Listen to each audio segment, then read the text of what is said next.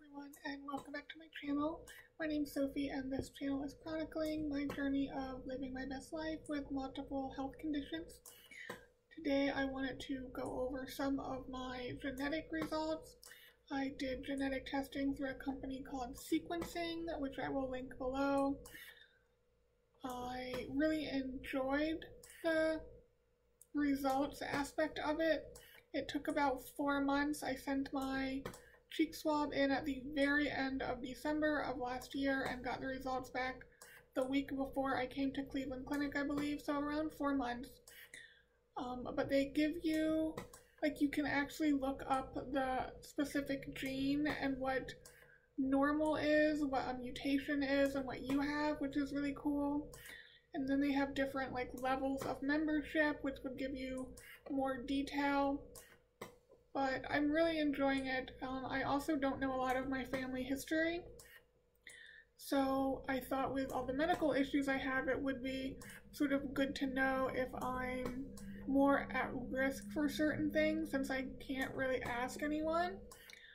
I ask my cousins some things, but that's just one side of my family, and my biological father's side of the family, I know absolutely nothing at all.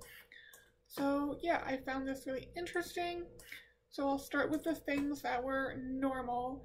So they did a rare disease screen that looked at over 1,200 different mutations, and all of them were normal.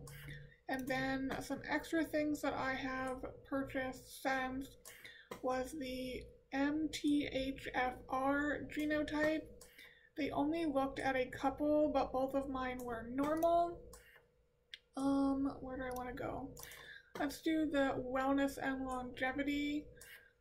This was also something that I got with my initial purchase. I didn't purchase extra. And it just gives you genetically what you are more likely to be good at, what you're more at risk for. So it says that I am more likely to excel at power-based sports and training, which I definitely agree with. I've always been more of a sprinter versus a distance runner, for example. I like quick, fast things when it comes to exercise, not long, slow things. I have always wanted to be a distance runner. I'm just not. And then we'll get to that when I talk about another one. Low risk of melanoma, slightly increased risk for arthritis, high risk for osteoporosis. This was actually on a lot of the different ones that I bought, and they all agreed that I was at a higher risk of osteoporosis, which, considering my history of anorexia, is not the greatest thing. So that's something I'll be bringing up to my primary doctor. I don't think anything will be done about it. I haven't broken any bones or anything. I don't know what a good age will be to get my first DEXA scan, but that's something I'll talk about to my primary doctor. Moderate risk of a heart attack due to coronary artery disease. They talk about reactions to some medications that I won't get in through. What else? Moderate risk for colorectal cancer. I do not have the breast cancer mutation gene, so that was good to know. Increased risk for salt-sensitive hypertension. I am very salt-sensitive now when it comes to the edema. I don't often take my blood pressure, but that would be interesting to have a really high sodium meal and check my blood pressure before and after. I might have to do that. It also says that I'm likely lactose intolerant, which I find fascinating because I love milk and cheese and that type of stuff, and I've never had an issue with it, except one day I drank half a gallon of milk. It was a really hot day. This was before I had central air, and I did have some stomach upset, but a glass of milk or 2 a day never bothered me. Ice cream doesn't bother me, so I find that interesting. And again, this was on multiple tests, did say that I was likely lactose intolerant. And then it says I'm a carrier for hemochromatosis, which is a condition that means you have elevated iron in your blood, which can cause issues. So I don't have the condition, but I do carry one of the mutations, so you have 2 copies of your genes, and 1 copy is the mutation. So if I were to have a child and my partner also had the mutation, our child might end up with the condition. So again, that's good to know. Increased risk for a brain aneurysm, which is interesting because with fibromuscular dysplasia, I might actually have brain aneurysm, so interesting. Risk detected for asthma, which I was told I had growing up when I was like very, very young. That's gonna be it for that one. Let me do another short one. This video might be broken up into parts just because there's a lot of data here. So this is another one that I bought separately, and more because I don't know any of my family history. This was whether you are a carrier for any conditions. So like I said, the hemochromatosis, I am a carrier. I'm scrolling. That was actually the only one that I was a carrier for, which again is just good to know. I don't plan on having kids, so it's not, I guess, important in that respect, but if I was, it would be important. And then I did the ancestry and genealogy. I bought that one separate because I don't know my family history. What I knew and what the test showed are not lining up. So I was told my biological father is Puerto Rican. My mom was born in New York. Her mom was born in New York, and her father is from Italy. And that's literally as much as my family tree as I know. I know most of my family on my mom's side is from New York. And that's all the family history I had. So imagine my surprise when the bulk of my genes are from sub-Saharan Africa at 19.28%, followed by Eastern European at 15.34%, and then Northern African and Arabian at 13.85%, Native American at 10.75%, and then we get below 10%. Well, no, Iberian at 10.13%. So very interesting. They did break it down by countries, and the highest country for me is actually Ethiopia at 16.21%, followed by Puerto Rico at 6.58%, and then Russia at 5.11%. So I just found all of this completely fascinating. I mean, I won't dig into it. I'm not really into genealogy in that way, but I could definitely see how it would be like an interesting rabbit hole to go down. And then, let's see. Yeah, I'll do this one. This should be quick. So this is disease risk, because again, I don't know my family history, and it's really interesting because even within this one report, it sort of contradicts itself.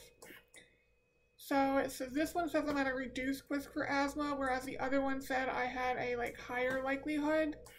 And then this one says I have a typical risk for autoimmune diseases, but an elevated risk for lupus, which is an autoimmune disease. So contradicting itself.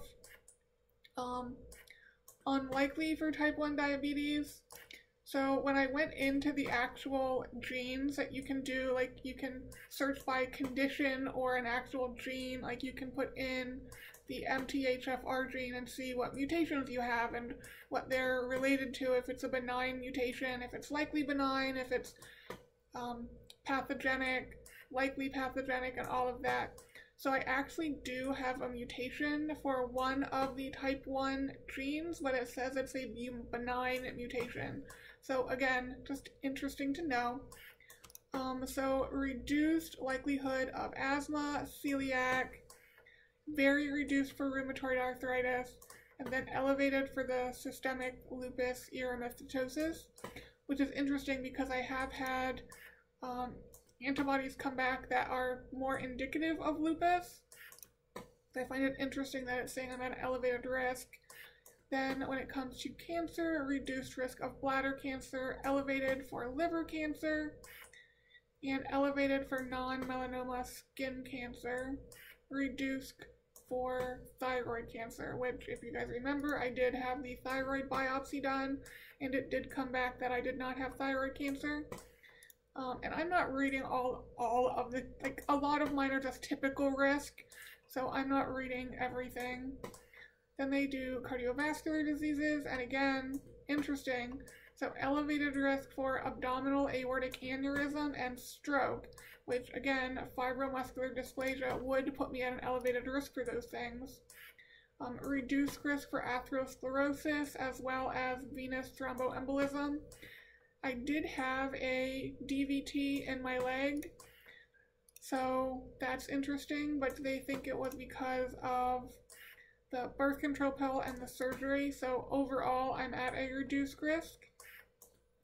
Eye-related diseases, reduced risk for myopia, which is interesting because I wear glasses for myopia, and then a very elevated risk of exfoliation glaucoma, which has something that says abnormal accumulation of protein in the drainage system and other structures of the eye. So that's something I'll bring up when I go to my eye doctor again. And female-specific diseases, reduced risk for uterine fibroids, and again, interested, elevated risk for polycystic ovary syndrome, which I did have cysts in my ovaries, and at my right ovary, I think it is very enlarged compared to my left. So interesting. Neurodegenerative diseases, very reduced risk for Parkinson's, and then I know like the ApoE gene is Alzheimer's, and I just have a typical risk, so I do not have that mutation. Then they go into neuropsychological diseases. So I'm at an elevated risk for depression, bipolar, narcolepsy, which is interesting, obsessive compulsive disorder, which I was diagnosed with in undergrad, and very elevated risk for schizophrenia, which I have not been diagnosed with. I have been diagnosed with major depression, which they say is typical, but depression is elevated. I was at one point diagnosed with obsessive compulsive disorder. Narcolepsy was on the table with my just randomly falling asleep, but I did not meet the criteria. So all of that is interesting. I don't have any of the symptoms of schizophrenia, and I've never been manic or hypomanic, but it's interesting to know that I have that elevated risk profile. Then other diseases, I'll do reduced first. Very reduced for vitiligo, which is where you lose your like melanin in certain areas of your skin, so you would be like very white in certain areas of your skin. Very reduced risk, and very reduced risk for lumbar disc disease. Elevated risk for inguinal hernia and liver cirrhosis from alcohol use. I don't drink, so that will not be an issue. But elevated risk for non-alcoholic fatty liver disease, which I do have. An elevated risk for chronic kidney disease, which I do have some protein and blood in my urine, so again, that's interesting. Yeah, I'm probably gonna stop it here for this one because the next report is very long. So this will be part 1 of my genetic results, and I will do part 2 in another video. I hope you guys find this interesting. I know I do. I'll leave a link to sequencing down below. I bought their whole genome bundle, so it came with the rare disease screen as well as the, what was it called? The wellness and longevity report, and then all of the other reports I've bought separately just to get the data because I'm either interested and or I don't know my family history, so I thought with all my health problems it would be interesting to know. But that's going to be it for this part, and I will talk to you guys next time. Bye guys!